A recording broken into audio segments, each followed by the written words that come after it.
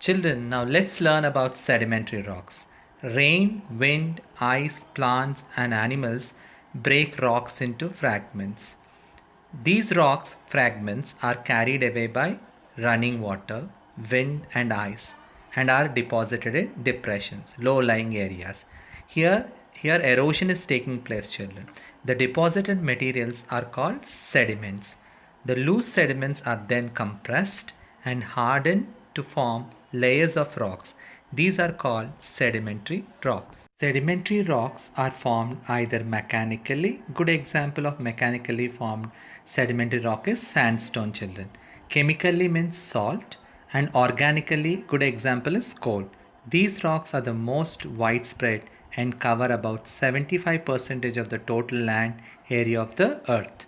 Before we get to know more about the sedimentary rocks, let's watch this video how the sedimentary rocks are formed, children. To look at sedimentary rock examples. Sedimentary rocks are formed from pre-existing rocks or pieces of once living organisms. They form from deposits that accumulate on the Earth's surface or under the ocean. These particles that form a sedimentary rock are called sediment and may be composed of minerals or once living matter called organic matter. Let's know more about the sedimentary rocks, children. Sedimentary rocks are formed at or near the Earth's surface. No heat and pressure is involved in the formation of sedimentary rock. Strata means layers of rocks. Stratification is the process in which sedimentary rocks are arranged in layers. Children, sedimentary rocks can be further classified into clastic, chemical, and organic. Clastic means made of fragments of rock cemented together with calcite or quartz. Breccia is a term most often used for clastic sedimentary rocks that are composed of large angular fragments over 2 millimeters in diameter. You can very clearly see in the picture, children. The spaces between the large angular fragments can be filled with a matrix of small particles or a mineral cemented that binds the rock together. Chemical sedimentary rocks, children. Minerals crystallize out of a solution to become a rock. Good example is limestone, gypsum, and salt we have discussed. Limestone is a sedimentary rock composed primarily of calcium carbonate CaCO3 in the form of the mineral calcite. It most commonly forms in clear, warm, shallow marine waters. Organic sedimentary rocks. Organic sedimentary rocks are formed from the deposition of remains of living things, children, like planktons, coral polypus, dinosaurs bones, and plants, which gradually get converted into coal and petroleum. Children, watch this video to understand more clearly about clastic, chemical, and organic sedimentary rocks. Sedimentary rocks can be divided into several groups. Some common groups include clastic sedimentary rocks, which form from fragments of pre-existing rocks, chemical sedimentary rocks, which form by precipitation of minerals from water.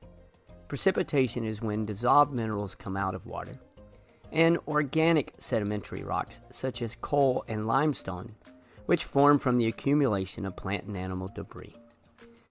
Some examples of sedimentary rocks, children: chert, conglomerate, limestone, rock salt, shale, and sandstone. Now let's learn the characteristics of sedimentary rocks, children. These rocks are softer than igneous rocks. These rocks have horizontal layers arranged one above the other, which you can very clearly see in the first picture. Layer by layer you can see in the rock. These rocks are mostly formed underwater and have marks of waves and mud cracks. These rocks also contain remains of plants and animals called fossils between the layers, which you can clearly see in the pictures there. Children, now let's learn about metamorphic rocks. The metamorphic rocks are actually igneous or sedimentary rocks which have been changed due to excessive heat and pressure inside the earth. So they are formed inside the earth because of excessive heat and pressure, children. Excessive heat and pressure can change the original properties of rocks such as their color, hardness, texture, and mineral composition. Such changed rocks are called metamorphic rocks.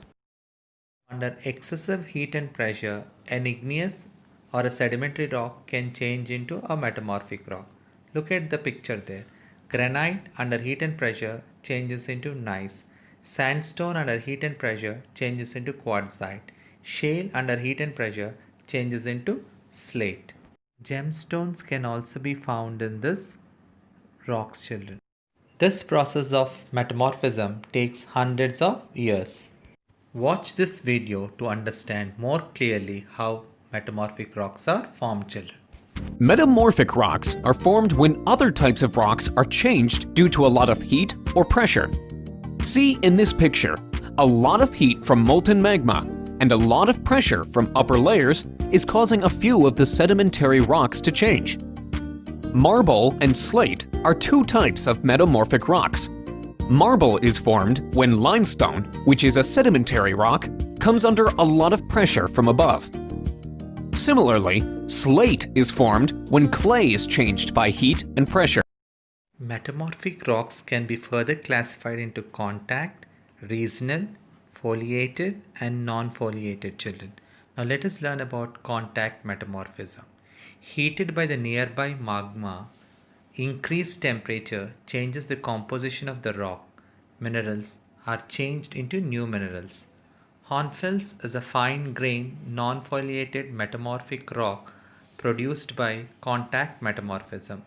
So what do you understand, children? When any igneous or sedimentary rock comes in contact with the hot magma, it transforms into metamorphic rock. Regional metamorphism. Pressure builds up in rocks that is deep within the earth. Because of that pressure, rocks transform, children. Large pieces of Earth's crust collide and the rock is deformed and chemically changed by heat and pressure. So when these large pieces of the Earth's crust collide with each other, children, because of that heat and pressure, igneous and sedimentary rocks transform into metamorphic rocks.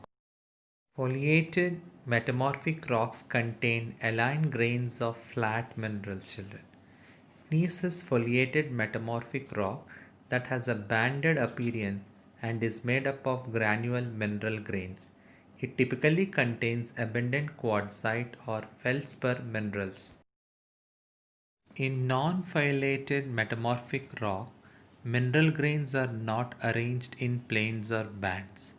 Marble is a non-foliated metamorphic rock that is produced from the metamorphism of limestone. It is composed primarily of calcium carbonate. Some examples of metamorphic rocks are gneiss, slate, quartzite, schist, marble and phyllite. Characteristics of metamorphic rocks. These rocks, after they are changed, remain in their original position, children. These rocks are very hard and have a high specific gravity, and these rocks do not have empty spaces in them. Children, now let's learn the uses of rocks and minerals. In ancient time, rocks were used to make tools and weapons. Early man used rocks to make tools and weapons. Rocks are widely used in construction of roads, houses and buildings. Minerals like coal and petroleum provides the source of power. Chemicals found in some sedimentary rocks are used to make fertilizers, children, which is useful for plants. Soil is formed from rocks, you know that. Children, you will be surprised to know that one type of rock changes to another type under certain conditions in a cyclic manner. This process of transformation of rock from one to another is known as rock cycle. Children, you can very clearly see that how a magma on cooling changes into igneous rock.